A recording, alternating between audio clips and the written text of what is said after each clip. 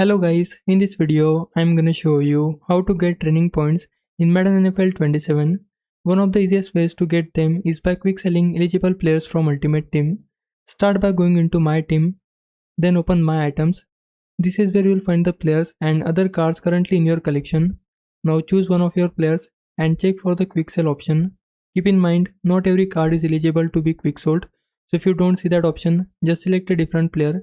When you find a player that can be quick sold, the game will show you the exact number of training points you'll get in return.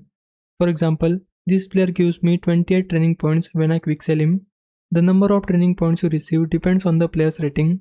So in general, high rated players are worth more training points, while low rated players will give you fewer. For example, if I switch to this lower rated player, quick selling him only gives me 1 training point. So if you are looking to build up your training points, go through your Ultimate Team collection, find players that you are willing to get rid of, and quick sell the ones that are eligible. Hope this helps. Leave a like and subscribe my channel. For now, thanks for watching.